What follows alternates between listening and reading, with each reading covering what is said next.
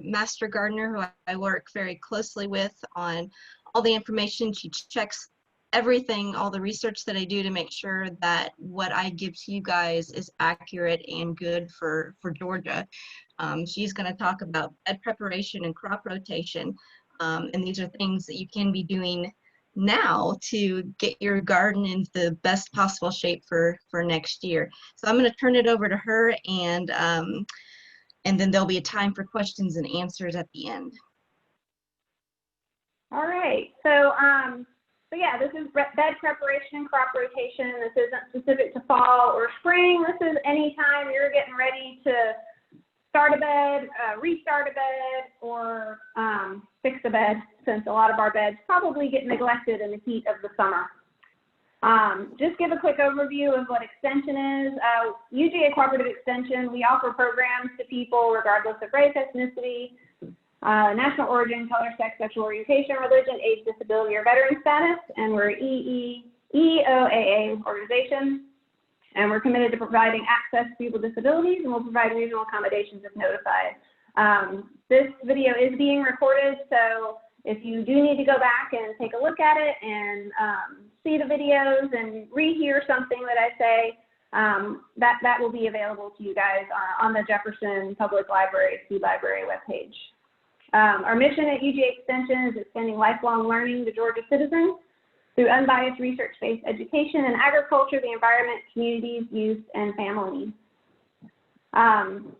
Cooperative Extension is also a collaboration between county governments, the USDA, and the University of Georgia Colleges of Agriculture and Environmental Sciences and Family and Consumer Sciences. So Jackson County, or UGA Extension Jackson County, which is the county that I volunteer in, is a collaboration between Jackson County, the USDA, and University of Georgia. I'm an Extension Master Gardener volunteer. We assist Cooperative Extension by providing unbiased horticultural information to Georgians through volunteer community service and educational gardening projects, basically just like what we're doing here. We use applied research and resources in the University of Georgia. We also use other land grant research institutions for resources as well. Just like people, universities have different skills and strengths, and so if I find that University of California has a much better resource for something than the University of Georgia does, it doesn't matter that it's California versus Georgia. I may offer that resource. So but that just gives me a little explanation what I do as a Extension Master Gardener. Okay, so we'll go and dive in. This is basically the bed kind of steps that I set up for us. This is sort of our agenda. So we're going to look at soil testing first. We're going to look at weeding. We're going to talk about what you do with all your weeds now that you pulled them. Talk about amending the soil, which ties back to that soil test, mulching, and then planting. And the planting step is what includes the crop rotation piece. So soil testing, I had to find little notes for each of my little topics here. To be a successful farmer, one must first know the nature of the soil. And so this is, and I'm really bad with names, so this is from 400 BC, okay? So this is a really old quote. Way back whenever humans first started farming, they understood that knowing what's in your soil, the nature of the soil, is very important. So likewise, it's important for us to know. So kind of like human nutrition, plants have specific things that they need. So I have a graph on the screen that is showing carbon, oxygen, and hydrogen, so that's carbon dioxide and water, and it's like 98% of a pie circle. Most of what a plant needs is carbon dioxide. It does need oxygen too. The roots use some oxygen and water. And we all know that. If you deprive a plant of water, it's not going to grow, no matter how much fertilizer you give it. The next sliver is primary macronutrients, then secondary macronutrients, and you can't even see the sliver for micronutrients. Nutrition, like people, it's what the plant needs to survive. The needs of the plant and how it uses those basic elements. Fertilizing is supplying those nutrients if the soil does not already have them. So that's kind of kind of a little differentiation there between the nutrition, plant nutrition, and fertilization. So this next slide I have listed out primary macronutrients. So again, that's maybe the 1%, 1.5% of what the plant needs outside of carbon, oxygen, and hydrogen. And those primary macronutrients are what you see on fertilizers, N, P, and K, nitrogen, phosphorus, and potassium. The next little sliver, maybe 0.5% of the total plant need, is secondary macronutrients, including magnesium, calcium, and sulfur. And then micronutrients, which is so tiny you can't even see the line on the pie chart, is boron, chlorine, copper, iron, manganese, molybdenum, nickel, and zinc. So these are things that plants need. They get it from the soil.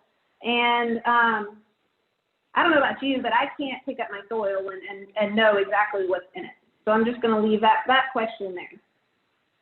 The next thing I have on the screen is the pH scale. So I know this is probably bringing back fears of chemistry in high school or college, where you were like, oh man, I didn't think that we were going to have to remember any of this stuff. But you don't have to remember much here. So 7 is neutral. That's pure water. The bigger the number, the more alkaline it gets. So all the way up through baking soda, milk of magnesium, ammonia, bleach, drain cleaner. All right. Then down, as you get below 7, the more acidic the whatever it is. So milk, coffee, tomato juice, grapefruit, vinegar, hydrochloric acid, and battery acid. Okay. Each level number is 10 times more acidic than the number before it. So this means baking soda is 10 times more acidic than pure water. Baking soda is an 8 on the pH scale, pure water is 7. This means stomach acid, which is a pH of 1, is 1,000,000 times more acidic than pure water of 7. So this is a logarithmic scale. So going from one number to the next is not just a mere, oh, it's fine, I'm just off by a number. Off by a number means you're 10 times off. Off by 2 numbers, you're 100 times off. 3 numbers, 1,000 times off.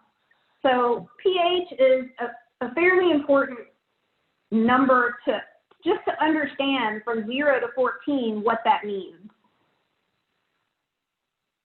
The reason why soil pH is important is because there are nutrients that are more available and less available at different pH levels. So there's lots of chemistry that goes on in your soil with ions, and depending on the whether it's acidic or alkaline as to whether things are binding and moving and shifting in the soil and even available to be released. So you could have tons of magnesium in your soil. And there's a little chart on the screen that kind of shows these nutrient availability. Magnesium is very much available at pHs over 6.5. Most ideal soil pH is 5.4 to 6. So in magnesium, remember, that's not one of those macronutrients. It's not nitrogen, potassium, and phosphorus, which are the first 3 nutrients that are listed on this chart. And you can see that for the most part for those, that bar of availability is pretty high there. You can see as your soil gets more alkaline, so again, slightly acidic and more alkaline, the phosphorus availability in the soil is less. So you've probably heard of plants like azaleas, that they like acidic soil, they don't like alkaline soil. This is why, because each plant species has an ideal pH that nutrient profile that plant needs supplies. So you're not going to find azaleas growing in the wild in a really alkaline forest. The seeds aren't going to germinate. If they do, the plant's not going to thrive and it's not going to reproduce because it doesn't have the nutrient availability there due to the pH of the soil. That's why when you plant an azalea and then you pour a driveway and the driveway kind of gets runoff onto it to the azalea, concrete is very alkaline. It changes the pH temporarily of the soil there for a period of time, and it can be enough to kill the plant. So knowing soil pH, knowing what your plant species need is important. And I put a note down here, you can't change your soil pH permanently, all right? It's short term. Your soil is going to constantly be shifting itself back to what its original pH is. So if you test and your pH is 7, and you're like, I want to grow blueberries. I mean, blueberries will grow in more alkaline soil, but they're going to really produce and thrive well in fairly acidic soils. You can add sulfur to lower that pH number and get it maybe to the 6 range. It's pretty tough to go a whole number down. Going more acidic is harder than going alkaline, if any of that makes sense. But that soil is going to always work to get back to being acidic because that's the natural pH of the soil. It's the bedrock that's underneath it. It's what the soil is. You can change it temporarily. Know that if you are dead set on planting a blue field in a pH of 7 soil, you're gonna always have to be putting sulfur on it in order to get a decent yield, and that's extra cost. It's something to weigh into your planting. Most vegetable gardens, they're going to want to be in this window of slightly acidic soil, so somewhere around 5 or 5.5 to 6. As if that wasn't complicated enough, right? There's this chart that I have on the screen called Mulder's chart. It's very, very interesting. It's complicated as well.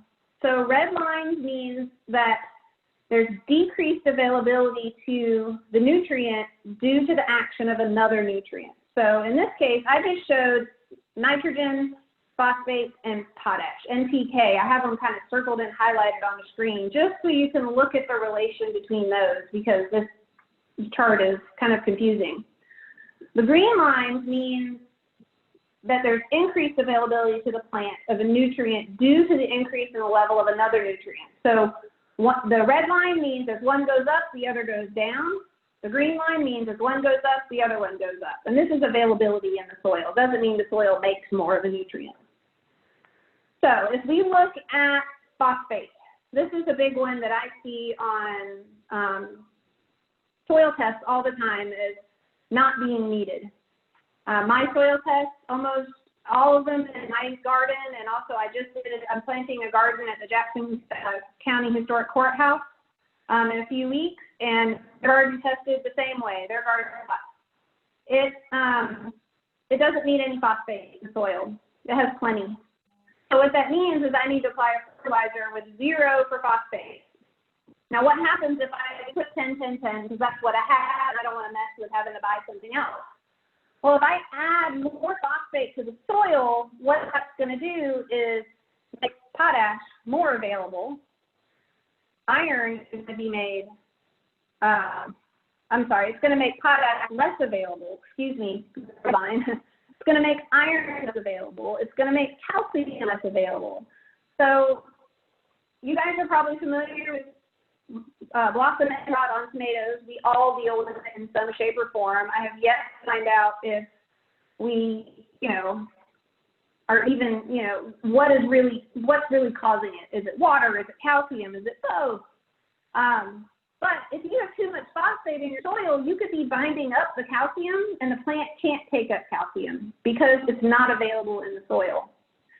Likewise, if you have a lot of potash or too little potash, so the K in the NPK, you can see this little green line down to iron. You can have, if you have too little potash, you could show an iron deficiency in your plant where you have little yellow chlorosis, little yellow specks on the leaves in between the veins. Well, you could maybe spray iron chelate on it and it greens right up, but then it goes right back to looking chlorotic again. And you're like, what's the deal? I gave it iron, it got happy. Well, yeah, it had readily available iron in the iron chelate sprayed on the leaves, but the problem is you have too little potash, and the plant can't get iron out of the soil because there's not enough potash. So I don't say this to say you need to memorize this. I don't have it memorized. If I come up with some weird, you know, sign on a plant that there's something going on, I typically will look at this chart to refresh my memory. All I'm saying is it's important to know what nutrients are available in the soil. And so, what do? You know that you need to know pH, and you know you need to know what nutrients are there, so you soil test. I think, there we go, yeah.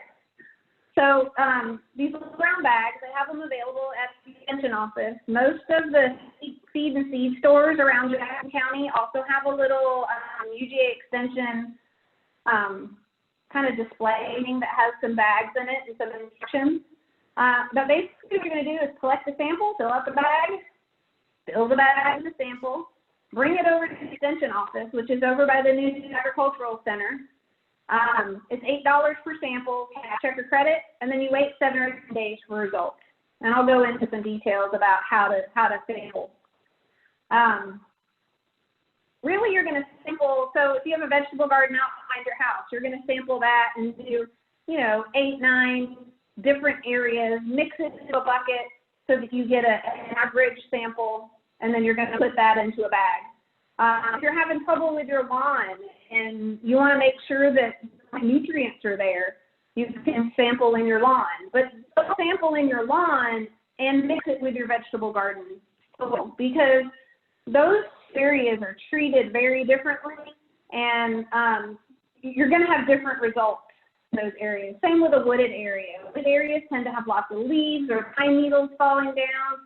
That's going to change the soil there, and it's going to be different than your grass, which is full sun, or your vegetable garden, also full sun, without a lot of leaves going on it. And then the last thing is a low-lying area, like these with the yellow spots on it. If you have runoff, and you have an area that stays more moist than other areas, that runoff is going to change the nutrients there in that soil as well. So if you want to do full soil tests of your entire area, all your gardens, just think about it in how is this area different than another. Likewise, you can troubleshoot a specific plant. If you have, a prize Japanese maple that seems to be struggling, and you can just sample around that one plant and turn that in as well. Basically, if you have any grass there, you're going to pull that back, and mulch, you're going to pull it back, and you're sampling soil. You don't want to have mulch or grass or any of that from your lawn in there. Go to about 4 inches for lawns. If you're doing in a garden, dig down about 6 inches. You don't have to have a fancy tool like this one down at the bottom of the screen. I've always just used a shovel and a trowel and a bucket. Preferably a clean bucket. You don't want to mix something that has soil from another area that might kind of have some cross-contamination of nutrients there. There is a hand probe at the office if you do want to borrow one. So, and they can check that out to you there. Uh-oh, there we go. So then there's the bag. So county name is Jackson. Obviously, you guys can fill out your own name, phone number, email address, all that kind of good stuff.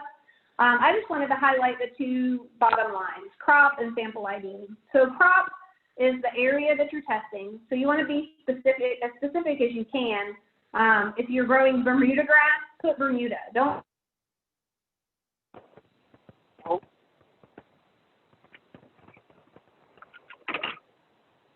You can say vegetable garden. If you're growing fruit trees or ornamental shrubs, shade trees, just put down there what you're growing so that the office can get that coded for you. If you think once you get your results back, man, I really should have put fescue because I don't have Bermuda. I wrote the wrong thing. You can call the office and they can submit it and get you a fresh report on that. There's just a little computer program that takes your results and puts it into a pretty display. The same way, a lot of times you give an ID and think it needs to be numeric, but you can just write whatever you want in it. When I do it for my yard, I say front yard, backyard, wooded area, vegetable garden, or if I have a gardenia shrub that I'm having trouble with, I'll just say problem gardenia shrub. We can search in your email for all your past results because they send them to you in a PDF file.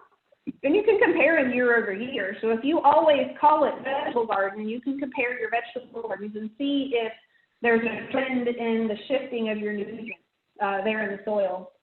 5 years ago, I had phosphate in my soil that I was told to apply none. Today, I have less phosphate, and it says to start putting a very low number of phosphate into the soil. So as you amend and add fertilizers to your soil, it's going to change over time. Okay, so you've submitted your soil test. Now what? Because you've got 7 to 10 days, right, before the results come back. So in the meantime, you can go ahead and be weeding and getting that garden area ready. So George Washington Carver said, a weed is a flower growing in the wrong place. I have little baby tomato plants that pop up in my compost all over the place. They're weeds when they're growing where I don't want them. So I'm going to talk about a couple different kinds of weedings, kind of pros and cons with them. A lot of this is kind of, there's not a right or wrong answer to how should I weed my flower bed. A lot of it's personal preference. It's kind of how your personal beliefs are on using chemicals or using machinery. I'm just giving you the information here and pros and cons for each. So manual weeding, we all know what this is. This is hands and knees, you know, pulling the weeds out with your, you know, with your arms. It's inexpensive unless you count time. Time could be valuable to you, in which case it may be expensive. I find it therapeutic to manually weed some areas. I don't have a problem in like a raised bed here, just going and pulling weeds. You can use a hoe or, you know, something like that to a fork to kind of get up and turn things and shake them out. Manual weeding is good for a small area or for just minor maintenance of weeds. It's not, I would not suggest, if you have an acre of Bermuda grass, to think it's feasible to get out and manually pull weeds in the acre of grass. That's way too big of an area. You could spend, you know, 3 weeks getting through your entire yard, and by the time you finish, by the time you get back to where you started, there's more weeds again. So basically, you spend your whole entire life weeding. Again, with the cons, obviously, it's not very time effective unless the area is really, really small.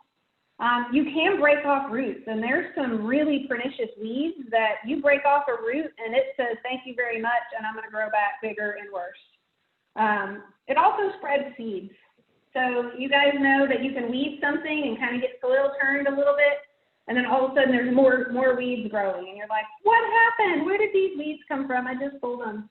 There's seeds that get buried in soil, and they don't sprout until they get enough oxygen and enough light and warmth up at the top of the soil. It's just nature preserving weeds for us. Uh-oh. All right, mechanical weeding. So the pros is that, I mean, it could be pro or con, I guess. You have a one-time cost. You're going to have to buy some kind of machinery to do this. In a small home garden, this is, you know, a hand tiller like this is fine. If you're going to do a really big garden, you might need a tractor with a cultivator behind it. Compared to using a shovel, using a tiller is pretty quick. It's a pretty quick way to get the soil turned over. Good for, I would say, a medium-sized area for, you know, a tiller like this. Obviously, if you have a cultivator, you can do acres of garden tilling it over. Some of the cons are kind of the same as manual weeding. So you can break off roots and you can spread and make those seeds available to germinate. The really big con of mechanical weeding like this is that it destroys soil structure. So soil has layers to it that it takes about 7 years for soil to return to its biological soil structure after tilling like this. What is in that soil structure is fungi, bacteria, microbes, insects. these things are very small, and insects have legs and can move around and kind of fix themselves pretty quickly. But the bacteria and the fungi are very slow moving. They don't have lots of legs to be able to move around. And so when you turn the soil down, you may push bacteria and fungi that are used to being in that top 2 inches of soil where there's lots of oxygen, lots of heat, really good moisture, and you push them way down to where there's very little oxygen. There may be more moisture down, it just depends on your soil structure, but not a lot of heat. It's going to be much cooler 12 inches down than it is on those top 2 inches of soil. And then you're also going to have difference in sunlight there. It takes, like I said, 7 years for all that bacteria to figure out its way to move back up, or that bacteria down there and fungi could die, and you have to wait for it to get recolonized from neighboring soils. These fungi and bacteria help make nutrients available to plants. They help with breakdown of organic matter, which also makes nutrients available to plants. Soil structure is pretty important to well-being of plants. There's been some research studies of, and I'll get into some till, no-till here in a minute, but of where you have a plot that gets tilled and a plot that doesn't get tilled. No other changes. It's not fertilized any different. And the plot that is not tilled has greater production over many years compared to the one that's tilled. The last con is obviously this is not going to be good for maintenance weeding. Once you plant your rows, you're not going to be able to go through it with a tiller because you're just going to till up all your vegetables. All right, so again, to till or not to till. The no-till method, you pile on mulch year after year. It softens the clay that we have. It gets filled with earthworms and microbes. It's kind of its own fertilizer with the mulch as it breaks down. It's a natural process of decay that's improving the soil. If you always till at the same depth, you can end up with this hard, it's called a plow pan at the bottom. And imagine taking a really big, pan, sticking it down into the soil and planting in that, 12 inches deep. If you end up with a hard layer at the bottom, you're basically planting in your garden in a pot. And we know that pots are, one, they're very difficult to keep watered, and in the ground, if you get a hard thing on the bottom, there's no drain holes in a, clay pot that's made out of soil. So you may get water problems in there. Your soil layering is going to get messed up, and you can have compaction due to that plow pan at the bottom. Top dressing in the fall can allow for crop overwintering and earlier planting than tilling in most cases due to that rainfall. So you just top dress with compost, excuse me, and the rain is going to help bring that down into the soil so that you can go ahead and get planted. You can't till whenever you've had a fresh rain, because what you're going to do is make really icky, gooey mud, and that's going to get compacted, and then you can't plant in it. Tilling brings up seeds to the surface, so weed seeds where they've been dormant, and you can have less disease due to a more balanced soil microbe population. So those are all arguments for not tilling. Argument to till is that no till is slow. I mean, you're using a natural process to break down and decay and get the organic matter into the soil. You're relying on worm labor, and they don't listen well. They move at their own speed and their own pace. Their speed is based on how warm it is, how cold it is, how moist it is. I mean, it's slow. Tilling does turn plant residue into the soil, and as it breaks down, it's organic matter that you're putting down into the soil.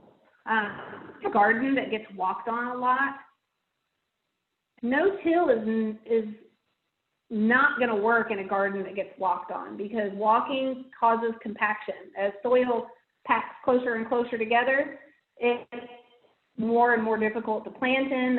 Even plants have trouble growing roots through compacted soil. So tilling is going to fix that compaction problem pretty quickly.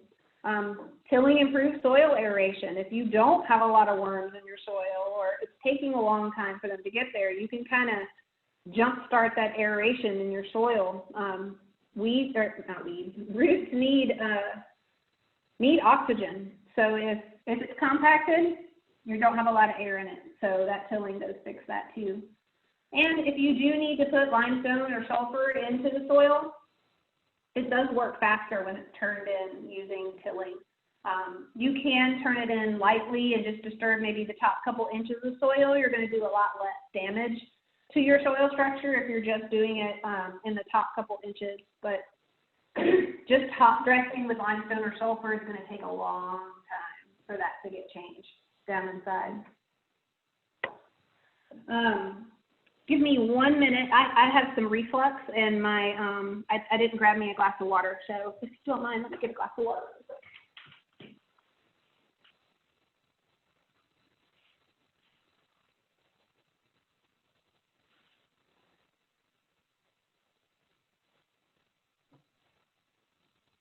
Does anyone have any questions at this time? Well, oh, Annie's back.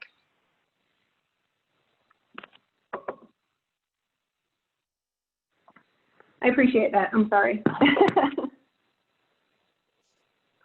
Everybody's done well to leave me alone. At the one time, I was like, I wish somebody would walk by so I could ask them for water. Okay. Did anybody have any questions? I heard you pause to ask. So. Okay, we'll go on. If you have questions and you don't want to forget them, you can pop them into that chat window, and we can get to them at the end. So biological weeding, this sounds like a really weird name for how to weed something, because this is basically saying weeding with life, right? So how can you weed with using something that's alive? So in this example, it's cover crops, and I kind of lump heavy mulching into it. Mulching is using, obviously, dead plant material, but there's a lot of life that happens in mulch that can also be a weed barrier. So your pros, in a medium, large size area, this works pretty well. It's really good for soil structure and those natural organic processes.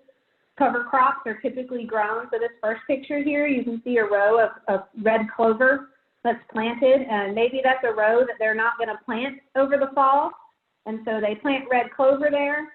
It blocks sunlight going down to the soil. Sunlight is what weed seeds are waiting for in order to sprout. It keeps the soil temperature down.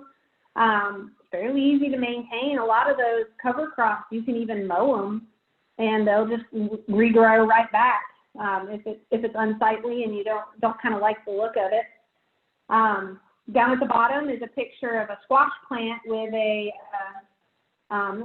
straw mulch down. So, same thing, the straw thick enough, not just, a 1-inch layer of pine straw or even hay. Like, that's not going to do it. You have to have 3 to 4 inches of straw or mulch in order to block sunlight down to the soil. The kinds, it's slow. You can just put mulch out over grass it has to be almost 12 inches in order to kill the plant underneath it. But you could just put mulch out in a big pile. I'm sure if you've ever done it before where you had mulch brought in and it took a long time. I'm not speaking from experience or anything, but it took a long time to get it moved and you killed a piece of grass in your yard.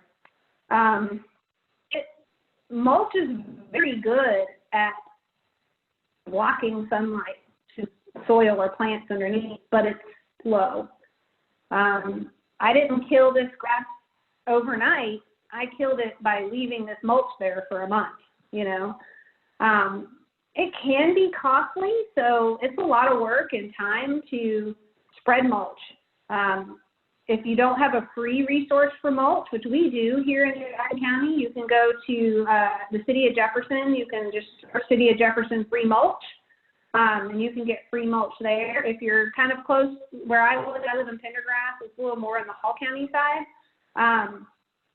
I go to the Hall County landfill, and they have a massively huge mulch pile that they'll machine load for you, just like Jefferson will, into your pickup truck bed or a trailer. So you can get it for free. It takes a lot of time to spread it out. And if you had a big garden, kind of like this one at the top, that's a lot of area to mulch. Again, the benefits are, it's great for soil structure as it breaks down, because mulch does break down over time. You're fertilizing the soil, your soil cooler. We'll get mulches here in a minute. I'm getting ahead of myself. But those are the pros and cons with, say, biological weeding. So the last method is chemical weeding, and it's herbicide. It's good for any size area. It's honestly really good for soil structure and natural organic processes.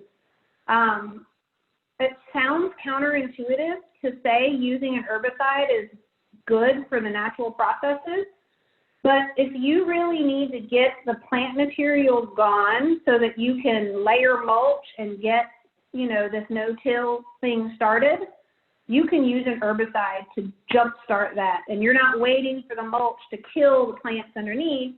The herbicide has done that, and then you can mulch and you can wait for your soil structure to improve just for the mulch being there.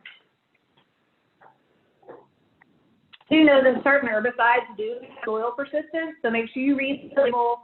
Make sure if you're growing a food garden, don't use an herbicide that says don't use it in a garden. Like, I have to put this, qualifier, this warning on all of my presentations about using any kind of pesticide is you have to read the label. Don't assume that because something like, and this is an insecticide, but Amdro fire ant bait, you can't put that in a food garden, because that chemical will get into the soil and it will get into your plants. So you need to make sure that you're always reading the label and never use chemical for a food garden. It doesn't say it's safe to use a food garden. There's so much testing that's done to make sure that there's no residues brought in, or acceptable residues, let me put it that way, are brought into the plant and available there in a safe amount. That if something, especially if it says don't use in a garden, that's a red flag that, like, you really shouldn't use it in the garden. Another pro is that it's fast, so in a couple days you can have your plant area gone. Now, if you have months, like you're thinking, hey, I want to plant next spring is what you're thinking now, you're not thinking about planting a fall garden now. You could get this mulch, free mulch from Hall County or Jefferson, go ahead and stack up. And I'm not exaggerating, 12 inches high in the area where you want to plant. And I guarantee you, if you don't have beautiful soil by the time spring comes, like, I don't know, maybe I can help you work and, figure out what we did at your property, what went wrong. But it's amazing if you have time to let mulch do its thing. But if you don't have the time, an herbicide will work fine to get that plant material down so that you can mulch and kind of wait for those processes. Or if you have plant material that has a bunch of seeds on it, you might want, or seeds and flowers in process, you might want to use herbicide to kind of halt that seed process. You don't want to till something. So if you're not going to do this no-till idea and you're going to till in plants, you don't want to till in seeds, obviously, because you're just spreading the weeds more. And you don't want to till in flowers that, it's possible. Some things like dandelions, you can cut it down and they still make seeds. They're persistent. And so it may be better to knock it down with an herbicide so that you aren't allowing the plant to continue that seed-making process. Cons, obviously, you can have overspray and drift on the desired plant. I had to put out some 2,4-D in my backyard yesterday. And the concern is there that my tomato plants might show a little 2,4-D damage. It was humid. It wasn't windy. But it's a risk. We've recently resodded my backyard, and there are so many broadleaf weeds that it was too much for me to even be able to get out there. One, it's hot. Two, I just couldn't do it. It's too big of an area. Now, I was out there with all the PPE. You know, I had a respirator on, and I had chemical gloves on, and boots, and jeans, and a hat, and long sleeve shirt, and I almost melted yesterday. So that's one of the cons. And of course, there's cost. I mean, all these chemicals cost money. They're not just, you know, free to use and spray at will. So there's always cost associated with this. But again, it's going to be fast. My weeds will be knocked out, you know, by the end of the week. And I haven't had to go through and rip up and create divots in my soil from where I pulled weeds and things like that. And I have a large backyard. And like I said, it just wasn't feasible for me to get out there and pull weeds. 240 is very bad to use in a garden though, so just make sure. I use that as a yard example. It's a broadleaf killer, so anything that is not a grass can be killed by 2,4-D. So not much of what we grow in the garden is grass, except for corn and onions. All right. Oh, this thing keeps zipping around. Okay, so which is best? I can't tell you which one is best for you. It depends on how much free time you have. Some of us work, some of us are retired, some of us are homemakers. Everybody's free time is different. How big your garden is.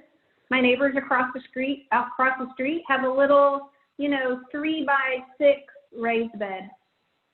They don't need to spray chemicals in a 3x6 raised bed, right? Like, you can weed that in maybe 5 minutes by just getting out there once a week with some garden gloves and pulling it out.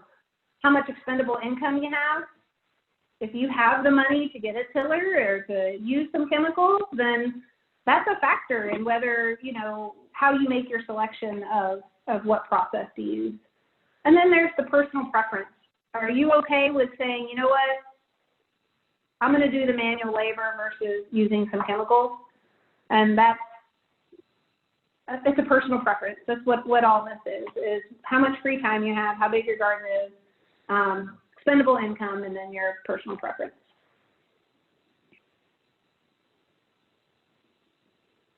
All right. So now we've either mechanically removed plants and we have a pile of weeds, or we have tilled, and I don't know, after tilling, I go in and I kind of knock off the dirt and pull the big chunks of plants out that I find. We got to do something with this plant material. So Priyat Shah said a dried plant is nothing but a sign to plant a new one. So Elizabeth told me today that she just cut down all her tomato plants. Well, that means it's time to plant a new plant, right? So there's kind of two thought processes for plant material. So first, does it have seeds on it? Seed heads, flower heads? Was it diseased? If not, compost it. Like, we're going to have a composting talk on September 19th. That's the right date, isn't it, Beth? Elizabeth? So we're going to have a composting talk, and we'll talk all about how to compost, what to put in compost, what not to put in compost, all that kind of stuff. Yes, that's the right date. Seeds, okay. If it has seeds or the plant is diseased, it's best to bag it, trash it, or burn it. You don't want to be putting seeds into your compost, because kind of like my tomato seed issue, you end up spreading tomato weeds all over your garden. If you put diseased plant into your compost, then you're going to have a disease load that's going to hang on a little bit longer there.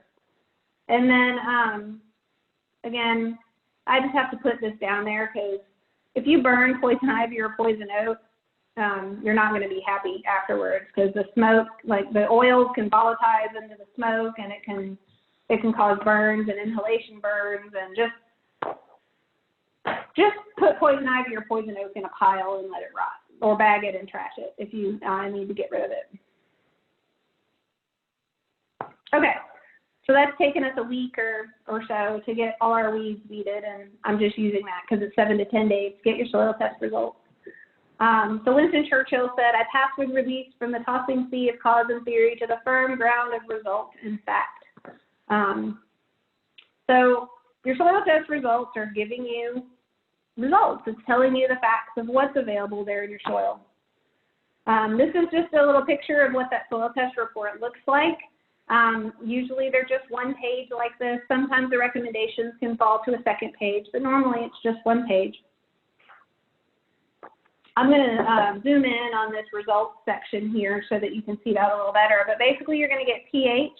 You're going to get some of the major nutrients, so the phosphorus and potassium. Nitrogen is not listed because based on the nitrogen cycle, nitrogen moves in and out of the atmosphere through the rain and the soil. It gets used up, animals poop it out, you know. It's just constantly changing. So the university makes a general recommendation for nitrogen just based on how much nitrogen that plant is going to use that you told them you were planting. It's also going to show you calcium, magnesium, and zinc. And then at the bottom is going to have listed in sentences fertilizer and lime recommendations for whatever the crop is that you planted.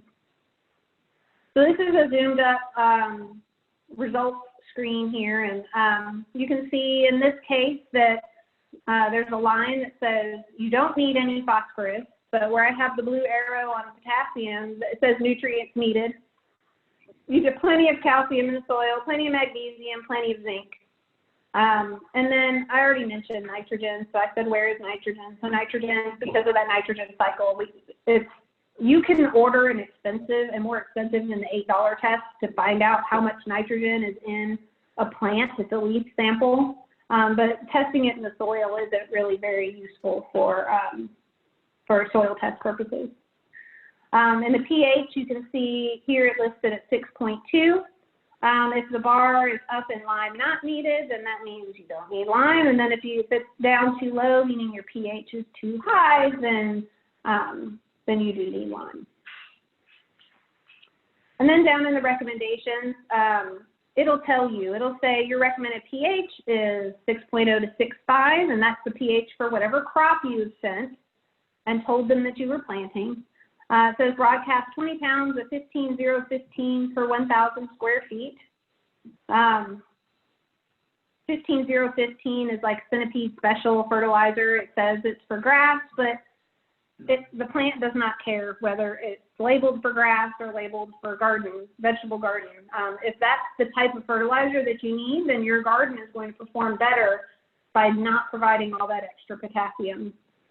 There's a link where it says, can't find a specific grade of fertilizer, try a fertilizer calculator. That's a great calculator, but it's not real easy to use. So I'm going to put my email address up at the very end of this. You guys are welcome to email me anytime that you need help, especially if you get your soil test results and you're like, now what do I do? I can help you with a fertilizer calculator because my garden is not 1,000 square feet. You know, my garden is maybe 100 square feet. And so I have to adjust my 20 pounds down to, you know, the size of my garden.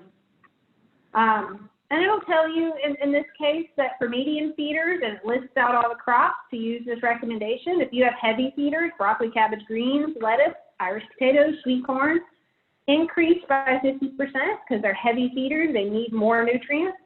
For light feeders like southern peas, you have the recommendation. For certain crops, you may need to add a little bit of borax. And if you have sandy soil, then you're going to need to apply fertilizer in smaller amounts and more often because sandy soil drains really, really, really well, but that also means that all those nutrients are going to drain right away. Okay, so that's soil test results. Mulch is the next topic. And these we'll go through pretty quickly. There's just a couple type of mulches to talk about. George Meredith said, earth knows no desolation. She smells regeneration and the moist breath of decay. And I love that because that's what I love about natural mulches is that they decay, they break down, and they bring regeneration to the soil. So to mulch or not to mulch, plants that are grown in mulch produce higher yields than those without. You have only about 10% of the rainwater evaporating, and when you have mulch, when you don't, you can have up to 80% of your rainwater evaporating. And I don't know about you, but I like to keep my rainwater at my plants because it's expensive to run a sprinkler. So I'm gonna hang on to as much rain as I can. It also keeps your soil cool. So there's a little graph here that shows in the yellow section with mulch and the green section without mulch and time of day. Your soil gets pretty hot during the day. If you've ever, walked out onto concrete, concrete's super, super hot. And if you walk on a red clay, you're still kind of dancing on the clay in the middle of the day because it's hot. But soil that got mulch on it still stays relatively cool compared to the outdoor temperature. So here we're just going to go through a couple pictures. Pine straw mulch. It says to use with acid-loving plants, blueberries, strawberries, garlic, potatoes. I like the pictures for these, but pine straw really doesn't affect the acidity of the soil all that much. Strawberries like pine straw because they're straw berries, and the berries need to be up off the dirt, off of the soil. So berries, when they touch the soil, are going to rot. They just pick up soil fungi and bacteria, and they rot. So if you have a good mulch, straw mulch in your strawberry bed, then your strawberries are going to do better, not because of the acid, but more so because the berries are up off of the soil. Blueberries do like acidic soils, but my blueberries, I have wood mulch around them because I prefer wood mulch. But my soil is acidic, so I don't have to worry about pine straw making my soil more acidic because the change it makes is almost negligible. Oh, I pushed the button again. It does that every time. Okay, grass clippings. So, you can cut and bag your grass if you would like and use that as clippings. You want to make sure that you don't have, 2,4-D in your grass clippings. So, for example, because I told you guys I sprayed that yesterday in my yard, I'm not going to bag my grass clippings and put that into my compost or put it onto my garden as a mulch because that 2,4-D does persist and it can affect my plant in the future. So if I plant something there that's 2,4-D sensitive, it could affect that plant. But if you don't spray your yard and you just want to use those clippings, I leave them in my grass because, again, you're adding nitrogen. That's less nitrogen I have to add to my yard versus my garden. So I get my nitrogen in other ways and just leave my grass clippings on the yard. Leaves are great to use for mulching. If you mow them first, it gets them kind of chopped up so you don't have almost like big pieces of paper stuck together. You can get free leaf mulch that's already like starting in the decay process from the Alta Vista Cemetery in Gainesville. It's not from the cemetery, it's from the waste area that's over there by the cemetery. They just have a big pile of it, and you can just go up there with a bucket and just fill up a Rubbermaid container full of it if you don't have access to a bunch of leaves. Otherwise, when you have leaves in your yard, don't bag them up and set them by the street. Like, put them in a pile, let them rot and mulch and compost, and that makes fantastic mulch. You just need to make sure that they are kind of chopped up a little bit, because if they're too big, then you're going to have some moisture problems. Moisture's not going to go through them. Compost, we're going to talk about this on September 19th. You can use your kitchen waste or check around your neighborhood or your local farms for chicken, horse, cow, and rabbit manure. I do have a little asterisk here for the horse manure. So horses' digestion is different from cows, and there's a lot of hay that is treated with that 2,4-D that I was telling you about. And a cow's digestive system, because of all of their stomachs they have, breaks down that 2,4-D, and it's no longer present in their manure. And horses, the 2,4-D is present in manure. So I use great caution if you're getting horse manure. You need to ask the person what type of hay their horses are eating, because if it's been treated with 2,4-D, then that's going to have bad effects in your garden. I had somebody that I went and was diagnosing some problems they were having with tomato plants growing really tiny leaves, and they were kind of curled and couldn't figure out what was going on. Tomatoes are very sensitive to 2,4-D, and I asked him, I was asking him all these questions. He's like, I don't spray anything, I don't use anything, I use compost and horse manure. And I said, wait, you use horse manure? I said, where'd you get your horse manure? And he's like, oh, the lady down the street. And I said, do you know for certain that she did not spray her pasture? And he was like, yeah, no, I don't know for sure. And I said, I will bet money that they spray 2,4-D on your pasture, you put it into your garden, and you're suffering from 2,4-D damage on your tomatoes. And he may suffer for the next 5 to 7 years until that finally breaks down in the soil. So it's a long-term mistake that he probably won't make again with horse manure. Wood chips, this is my favorite. So shredded wood, sawdust, just be careful with sawdust, because a lot of sawdust, especially, pressure treated wood, you just want to make sure that you're not putting something dangerous into your soil. Sawdust as well can kind of get compacted and almost make like a clay. They can get really interlocked together and can cause some water struggles there. But we flag down the people cutting the right-of-way, on the sides of the road where they're chipping it into the trailer. And we'll say, hey, do you have somewhere to take your chips? And they're like, no. And we say, well, I live right down the road. Will you come dump them? And they are more than happy to drive 1 mile, 2 miles to dump wood chips rather than having to take it all the way to the landfill. So, that's a free resource for wood chips. It's best to have all plant parts in there with bark, stems, twigs, leaves, really good coarse stuff. It's terrific for your garden. Keeps it moist and cool, and it breaks down and fertilizes as it does. And if you have the leaves there, then you're ending up with nitrogen even adding to your garden too. So newspaper is listed in here. I'm not a fan of newspaper. Newspaper is great to block weeds initially, but using a continuous mulch, I don't think is a very good idea, because you have moisture barriers that can happen. One sheet of newspaper is probably fine. You could pile another kind of mulch on top of it, and that one sheet of newspaper is going to break down pretty quick.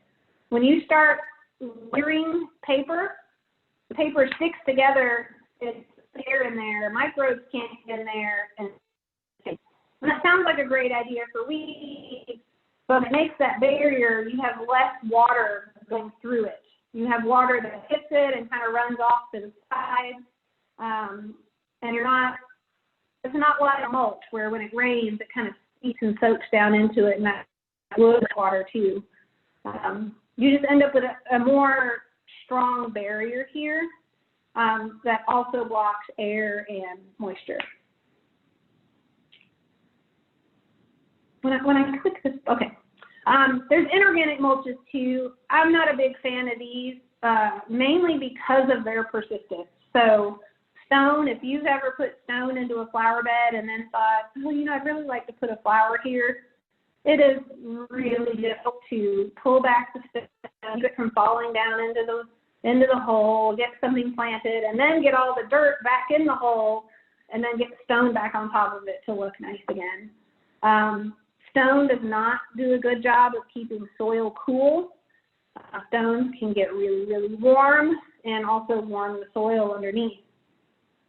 Landscape cloth, kind of this, along with plastic, kind of go together.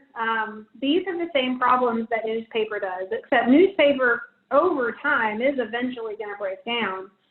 Landscape cloth and plastic, they're going to be there for a long time. You're going to have air that can't get down into the soil. Water can't get down into the soil. All the landscape cloths say that water can get through them, But what happens is soil also ends up either falling down by somebody walking on it or falling out of some other kind of mulch. And those little soil particles get stuck in those little pores on the landscape cloth, and it clogs it up. I'm not a fan of any kind of landscape cloth or plastic put in a garden. There are places where plastic is good in a garden where you'll see in strawberry fields where they'll mound it up and they'll lay black plastic down and plant in that, and that's to warm the soil so that you can get an early crop of strawberries. Unless you're doing it for a very specific reason like that, and you have irrigation that basically runs under the plastic to make sure that the water can still get underneath that. I don't suggest for just the general homeowner to use landscape cloth or plastic really in any application around the home. And ground rubber, I mean, it has its place in a playground or something like that where it's safe and the rubber has been, metal detected to make sure there's no metal in it and all that kind of stuff. But rubber in the food garden is not a good place. There's not a lot of research about what happens to that rubber as it very, very slowly breaks down. So I would not advise using that. All right, our last step is planning. So Antoine de Saint-Exupéry says, a goal without a plan is just a wish. And I'm guilty of doing this just as much as probably all of us, in that I have these grand ideas for my garden, but if I don't write it down and think about it and think through it, then it never really happens to the way that I expect it to. So just things to think about when you're planning out your garden. Think about your plant size, the spacing. Don't forget about the plant's own shadow. So okra grows really tall. You don't want to plant something in the shadow of the okra that's going to need full sun, because that plant on the other side of the okra, on the north side of the okra, is going to be part shade. So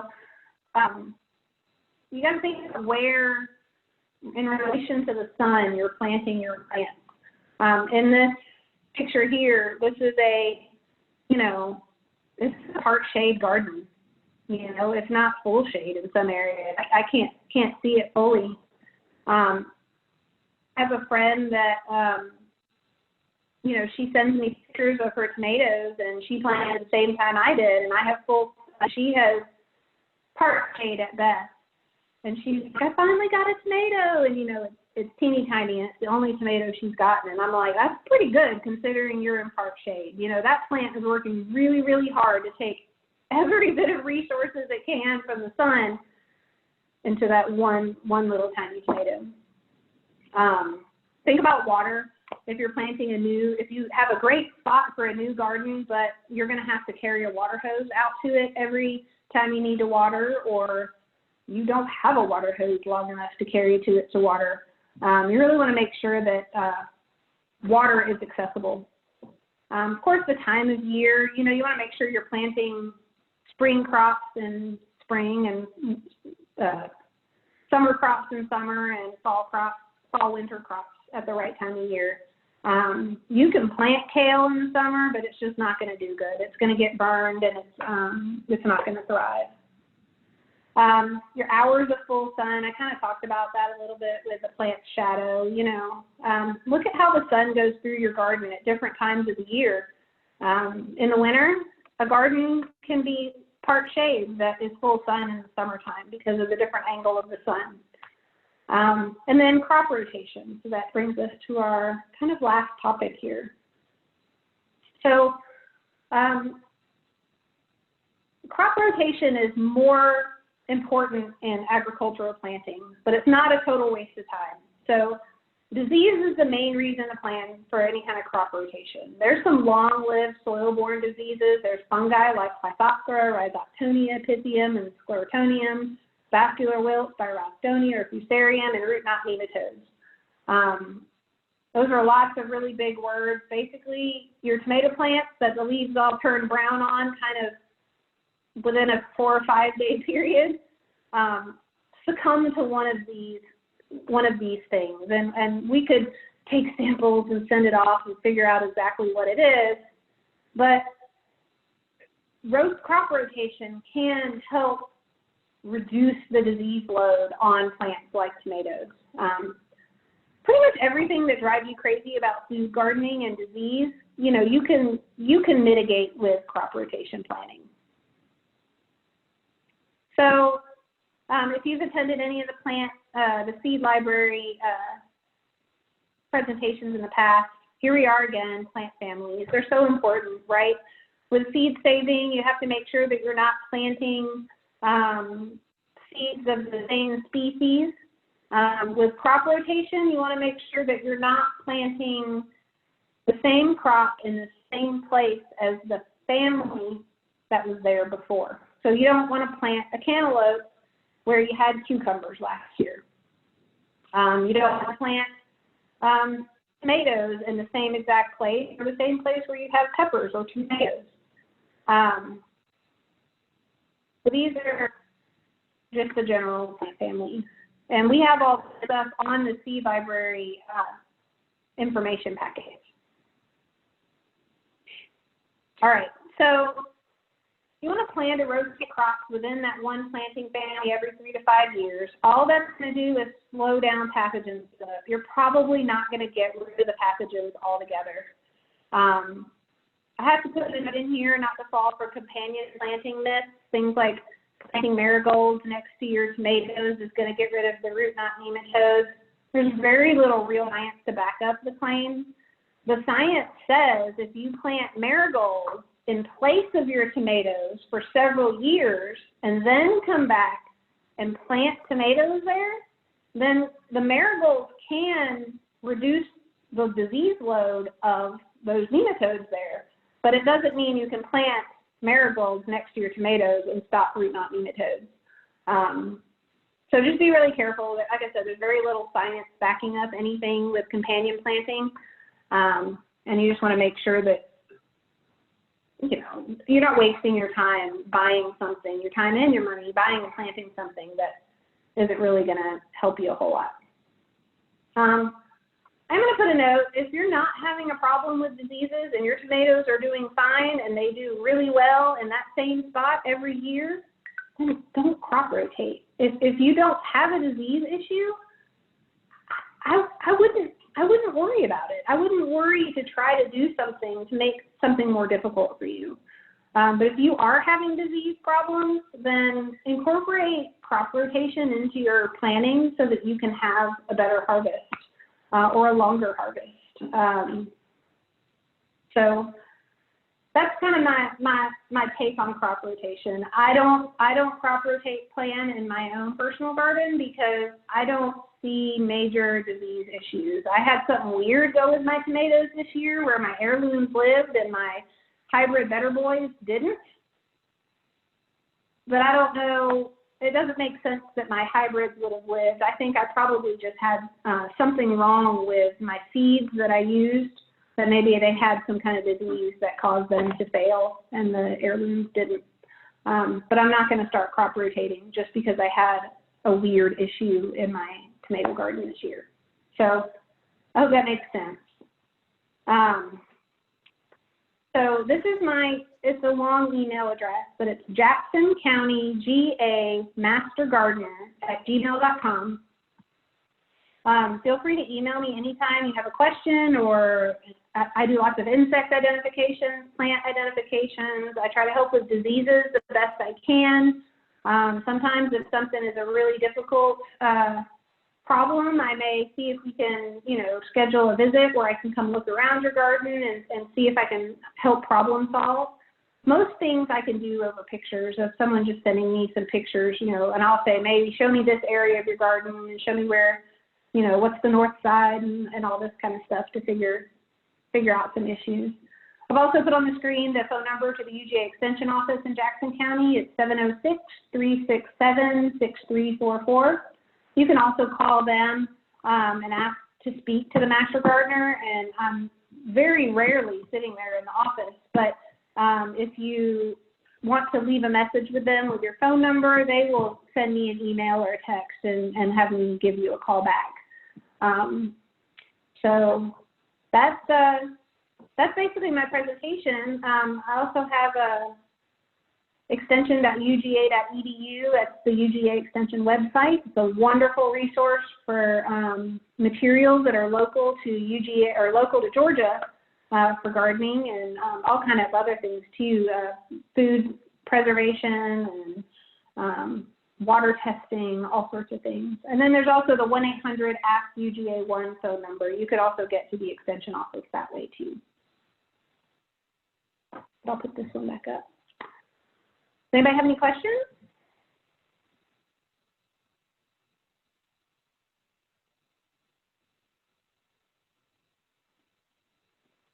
I just have one quick one. When you were talking about crop rotations, one of the things that I keep seeing is that they say not to plant brassicas in the same place for up, like sometimes it says at least 3 years, but like up to 7 years. And I know you say not to worry about it if you're not having a problem, but I was just wondering why such a long time for brassicas. It just has to do with those fungi and the wilt that persists in the soil. So the idea if you plant, I'm just going to use broccoli for example. So you plant broccoli in space A, and space A, so your broccoli dies. Like you don't even get it to flower. You're just, you know, what happened? It just totally turned into mush, you know.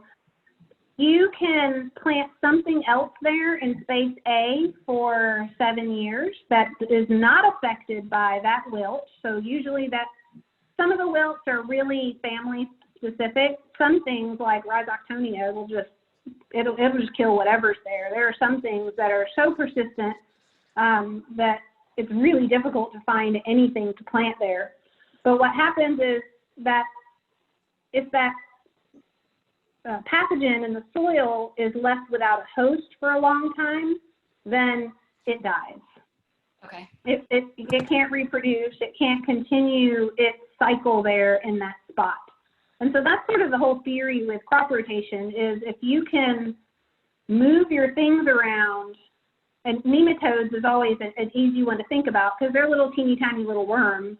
They don't really crawl, you know, 6 or 7 feet to get to your tomato plant that's 6 or 7 feet away from where you planted it last year. Okay. They kind of stay right there in that area in the soil. And if you continue to plant in the same spot and you get root knot nematodes every year, you're just giving them the food that they need to reproduce and complete their life cycle. Whereas if you say, okay, fine, I'm not going to plant a tomato there. I'm going to plant my tomato 7, 10 feet away. Then that little square where you're no longer planting Solanaceae plants, peppers, potatoes, tomatoes, eggplant, those root knot nematodes will die out over time.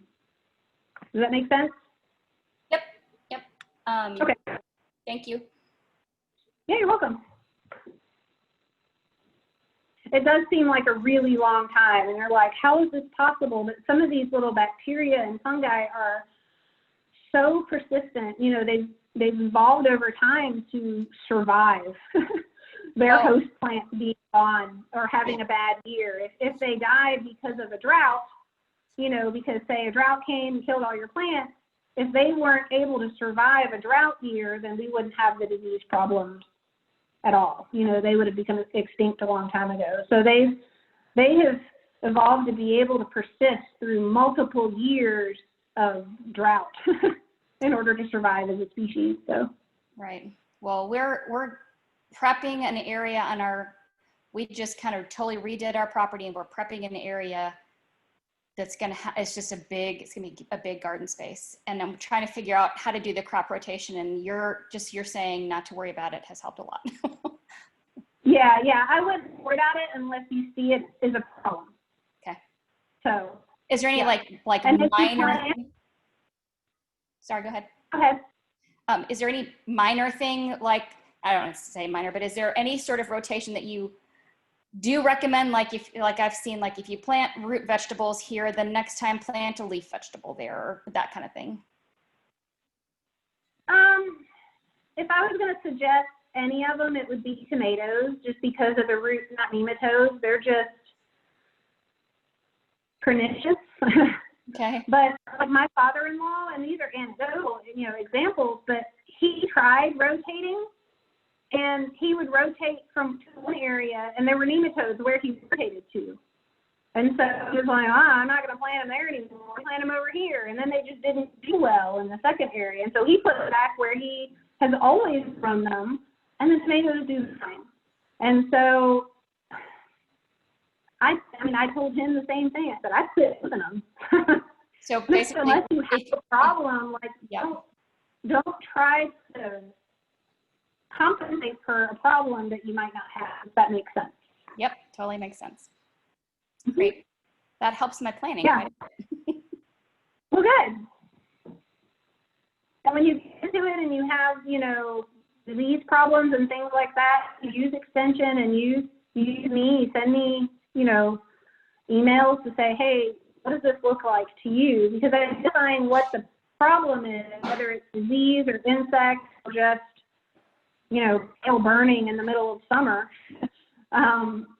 It's important to know what you can do to react to it. To kale burning in summer, it's just a long time to plant kale. You can either wait for it to kind of get to winter and it'll thrive again, or you pull it up and compost it and you plant something else that does well in the summer. If it's an insect, it might be, okay, let's kind of watch it and see, if this becomes a pest problem, because you don't want to jump in and just start spraying everything, because a lot of times you kill beneficial insects and the bad insects, and then you have a worse problem on your hands.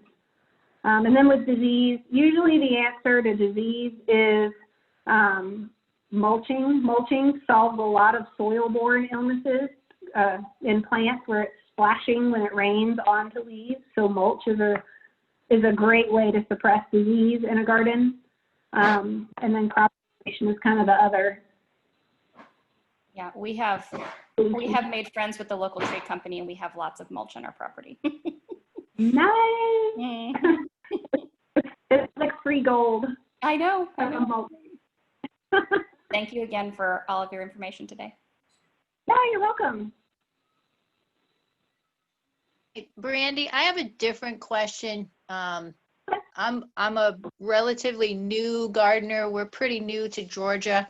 The house we bought with the idea of being able to put a pretty substantial garden in. And we have a lot of granite on our property that, doesn't run off necessarily into the garden, but a couple years, we had a lot of problems with water. But what I've noticed the last couple years, first year we moved in, I planted zucchini and got a ton of zucchini and ended up finding a couple really good pickle recipes through my daughter, and we were thrilled. I mean, I had pickles for months and months and months. So tried to do the same thing the next year. The plants would come up beautifully. I mean, they were big. We had lots of blossoms, nice and green. And within a couple weeks, everything just died. And this year, I didn't even want to plant. My husband's like, no, let's do it again. Let's move the spot. So we moved the spot and I planted, and I really wasn't very optimistic. And it's actually proven to be a complete disaster. I mean, they came up, most of them came up, and they were looking okay, not fabulous. And I'm like, I have my doubts. And I mean, the entire spot is just yellow, brown, dead, done. And I haven't seen any bugs, but my son that lives in Jefferson keeps telling me there's some kind of squash borer or something that is in the ground. And if it's in the ground, you're not going to get rid of it. And it's just going to be disappointing. And the last 2 years, it has been completely disappointing. Now, I took our burn ring this year, which sounds really crazy. And when you were mentioning your compost tomatoes, I'm like, wait, I had a ton of compost tomatoes. I just took them out of the compost pile, put them in this burn ring, and I've gotten a ton of tomatoes this year. So, I mean, I'm thrilled. But the okra is like out of control. I can't seem to convince my husband that we don't need to plant very much okra because we can feed all of Jackson County and then some with what we get.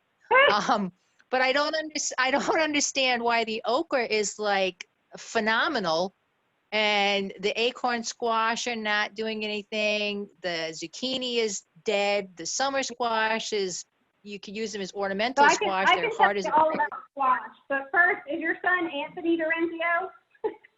Yes. Okay, I know Laura. She and I have known each other for a while. We went to church together. So when I saw your name, I was like, what? That's the same Dorenzio. So. Oh, that's interesting. Yep, that's my Yeah, son, and that's okay. my daughter-in-law. Yeah. Okay.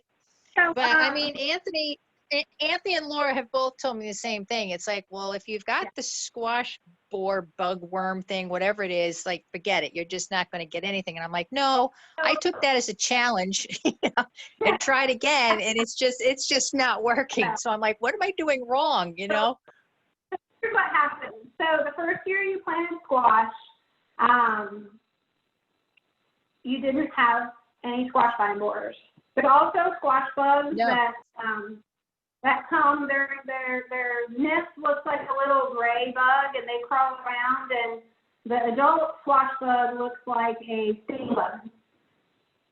They Looks suck like a what? juices out of the plant. It looks like a stink bug. Adult. They're a little bit longer than a stink bug is. And when you cook them, they smell like juicy fruit gum. It's weird. But they will suck the juices out of plants, and the squash bugs will infect plants with bacterial wilt. So that's one problem we have here in Georgia with squash. The second problem is the squash vine borers. So they don't actually live in the ground. They're a moth. So the adult flies and finds a lovely patch of squash like yours, and lays eggs down near the soil. The little worm hatches out because it's moth, so they do the same butterfly life cycle. They're a caterpillar that eats a host plant, that then the moth, this caterpillar, comes out of the plant, goes down in the soil, comes out a moth, and does it again. Most people that start a new garden will have a wonderful first crop of squash and then struggle for years forward. I struggle with squash. It's so hot in the summer. The only way to deal with the squash vine borer is to look for this yellow-orange sawdust that's coming out of the stem. That's your sign that you have a squash vine borer. It looks like I said, wet sawdust. And what you're going to do is you find that, you move up the stem towards the leaves, you get a razor blade, and you slice parallel to the stem, open it up, get some needle nose pliers, yank the worm out. I mean, there is nothing you can spray or do that is going to stop that worm. There's a bacteria that is found in soil called Bacillus thuringiensis. It's called BT. Works great on things that eat leaves, but this little guy is not eating leaves. He's eating inside the stem. You'd have to inject the stem with the. That's way more work than just physically removing the borer itself. Commercially, organic squash is really difficult to find, because the way the commercial agriculture is going to prevent this is they're going to be like spreading Seven Dust all over all of their squash, which it's a great insecticide, but it's also going to kill bees. It's going to kill whatever insect touches that powder. Seven Dust, I don't recommend using it. Carbaryl is the generic ingredient that's inside it. I don't suggest using it very often because it's an indiscriminate insecticide. I don't use many things that will kill just any insect it touches. For the squash bugs, these guys crawl. The adults can fly, but they don't use flying as sort of their first option. Like, they're just going to run away and hide as best they can. It's highly satisfying, but I have a cordless shop vac that I put an inch or so of soapy water in the bottom, and I vacuum them up. I mean, it's highly satisfying to be like, yeah, you're not eating my squash today, and sucking those guys up. I've only ever in the, I don't know, 6 years that I have known about the squash vine borer seen an adult once. It's a moth that looks like a wasp. So when you see it, it's going to be like, oh, and then you realize, wait, that wasp doesn't look right. You know, it's a wasp look-alike, but it's a moth. And they come around at like dusk and dawn is when they're active and laying their eggs. Right. Row covers could maybe protect it, but if your row cover doesn't have a good seal, then what you're going to have is, you know, a protection from predators for the insects in your squash plant, and you can still have an infestation underneath. It's tough. Squash is tough in Georgia. I don't have good news for you. I'm really sorry. Yeah, no, I mean, it just really, really surprised me because the first year was just so like exciting and just hard to keep up with it. Yeah. And then, you know, my daughter gave me the recipe and of course everybody was thrilled. And then I'm like, oh, I'll do the same thing next year. And it just hasn't happened. So gardening right now to me is a lot more work and stress than it's proving to be worthwhile. Yeah. And I agree with you wholeheartedly. I mean, my husband just thinks you just kind of rake up this little piece of grass and you throw the seed down and you just sit back and wait for the harvest. And I'm like, no, it doesn't work like that, babe. It's a lot of work. And it's just, I mean, I don't mind doing it if I get some type of success out of it, but to, you know, work up the ground and plant and weed and water and all these things and really not get anything for it. It's just very, very discouraging to me the last almost 3 years now. So yeah, I was hoping to hear. I would say try next year planting a little earlier and protect your seedlings with either covers whenever, you know, the temperature is going to drop, you know, into the below 55. You know, you can use a milk jug and make it like cut the bottom out of it and take the top off, and it's a little greenhouse that you can put over it. So if you can get your plants going a little bit earlier, even just a couple weeks, those 15, 21 days can buy you time on the backside when the pest load is heavy. So you can try Go ahead. When you say earlier, what do you mean? I mean, I'm used to like a New York growing cycle. And we always kind of felt like if you don't have your garden planted by Memorial Weekend, it's like, don't even bother. So I'm trying to adjust to like the different growing season down here, but that's still kind of what's ingrained in my head. So what's the earliest I could try? For different plants, Beth, do you have the seed planting chart linked on the seed library page? Yeah, it's on the. I'll have to try to access it. I was just so excited that I could actually hear you guys today. I just didn't do anything else. I'm like, I'll try to look it up.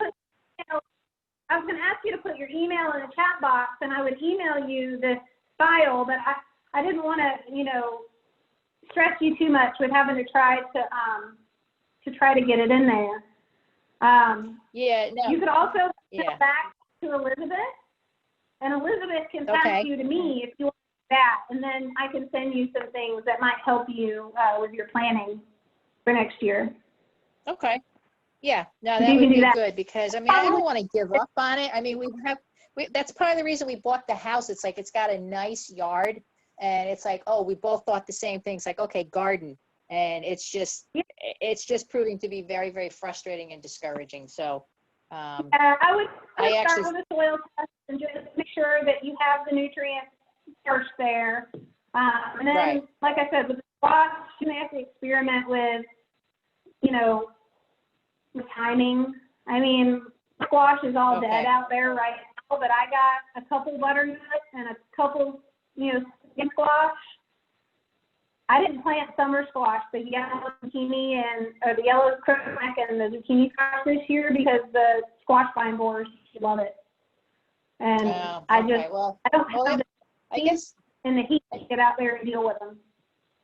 Right, right. Okay. Well, that gives me a little bit of hope that I might still be able to like play around with a few things and just experiment then. But it's a lot of information, and I'll be honest with you, a lot of it just kind of went over my head because I just don't know the terms of some of these bugs and insects and, you know, Oh, sure. different things. But Yeah, but, we have no, different this was issues encouraging.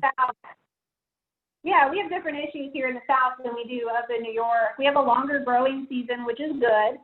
Right. But, you know, I tend to plant my stuff usually May week 1. That first week of May is when I tend to plant squash and my tomatoes and stuff like that. So waiting till Memorial Day here is not terrible, but you're gonna have. You're missing that window really of what you were just talking about. So. Right. Hey, Brandy, talking about the squash vine borers, I read somewhere, or somebody told, it was just probably one of the many videos I've been watching lately, that we can go ahead and plant again because we have a long growing season now, some summer squash, and that you won't deal with borers so bad now. Is that correct? Yeah, summer squash you may be able to get another in. Oh, the winter squash has a long growing season, no, not so one. you wouldn't be able to get another one in there. I mean, it really just depends. I mean, they can reproduce multiple times in a season, so they're not one that they only reproduce, say, in July.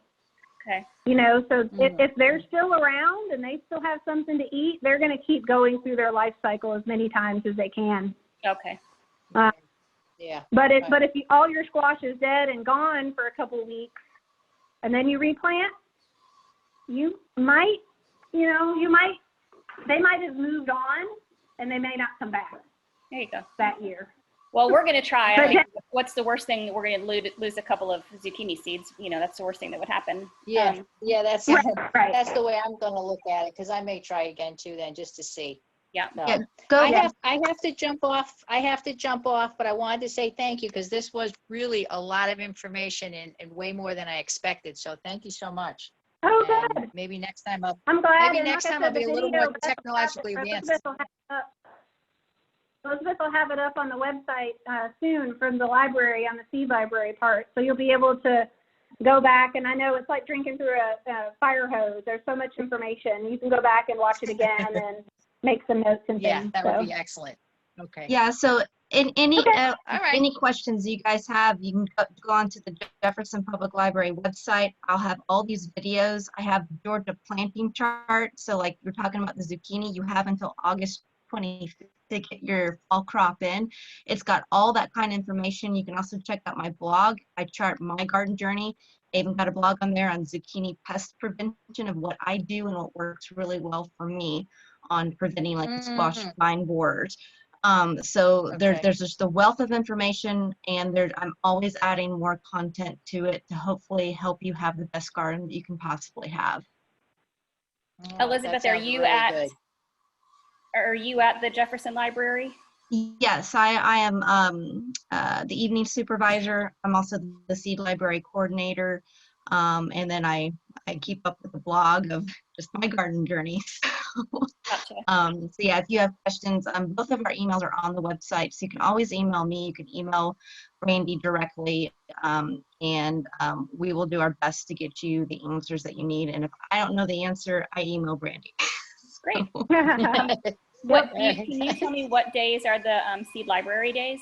Yes, yeah, they are typically once a month. So all that information is on the website, and then I email the group. So if you're not part of the email group and you want to be, I could add you to that list. I have your email. So next month, it'll be September 19th. Okay. Same time. When seed checkout day is, will still be determined because of the COVID stuff. It's not how it normally would be. Normally we would do this all on a Saturday. We'd have our seminar, you'd check out seeds. But so it's a little more fluid right now. Right. I can get you more specifics. I can email all that to you. It is also listed on the website. I couldn't find it on the website, so that I think I emailed, it might have been you, to ask, because I'm getting ready to order a whole bunch of seeds and I don't want to order if I can check them out. Gotcha. Yeah, so you have to go to services on the website, and then from there you can click on the seed library. Okay. I'll try to find it. All right, yeah, and I'll type up the email and give you more specific instructions as well. Okay. Thank you so much. Yeah. Okay, sounds good. I'm going to jump off. Thank you, everybody. Thank All you. right. You're welcome. Thank you.